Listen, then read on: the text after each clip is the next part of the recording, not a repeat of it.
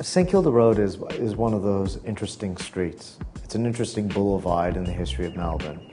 It's a very grand boulevard that has these beautiful mansions that historically used to line the entire avenue. Unfortunately, as is the case with time and history, uses quickly become outdated and a new use emerges. Probably towards the early 90s, we had Lloyd Williams convert one of the commercial towers into a residential development, which really paved the way for luxury residential apartments in Melbourne. We then acquired a site on the other end of St. Kilda Road, opposite Wesley College, and we recreated what we felt was appropriate, which is luxury residential. The shape of the building is quite a historical reference to the very first residential tower that Sunland created, which was Malibu. And in essence, it's two Malibus coming together to create the form.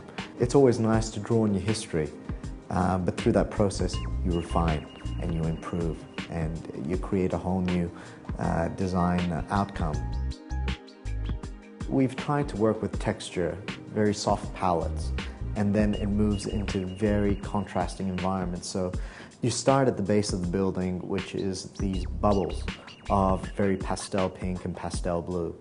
And the building is floating on these soft bubbles. So there's a contradiction of a very heavy building sitting on two very soft pedestals.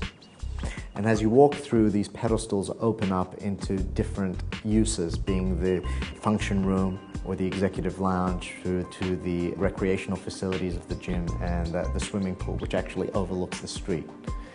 So it's also showing off to the public to say, I'm here. As you walk through and you go into the lift corridors, you have this soft pastel become this rich vibrancy of glass that reflects against each other. So you walk through with the silver leaf paneling that wraps on the ceiling and wraps down. And then you press the lift doors and they open and you have the jewel boxes that are the lift cards. So you've got emerald, ruby, sapphire, and you create this transition, a textural transition from, again, textural glass, silver leaf, into the jewel box. The jewel box then takes you into the lift lobbies, and it's very dark. So it becomes a very dramatic space where you're dealing with light, and the whole environment is charcoal. It's very theatrical, and there's just a pendant light that marks the arrival into your apartment. And then when you open the door, it does a complete transition again into a whole light palette of creams and marbles. And this whole transition is a journey of texture and light to create quite a unique sensation, a feeling, of perception for the guest as they walk through, the client as they walk through this building and experience the building on very different levels.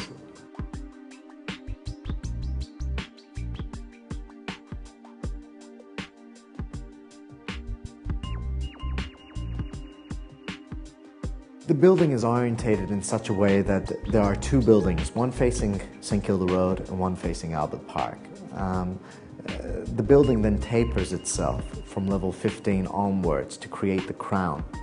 With Eve, we're trying to break this whole notion of verticality and this notion of horizontal planes down One, through the use of the ribbon glass that textures the entire facade of the building, and then secondly, through the crowning of the building at the top. So what you start to see is the breaking down of the notion of the vertical as well as the horizontal, taking advantage, obviously, through the curvilinear form of the views that it represents for not only the apartments that are contained within the waist of the building to generate views out, but also the residential apartments viewing across to the park as well.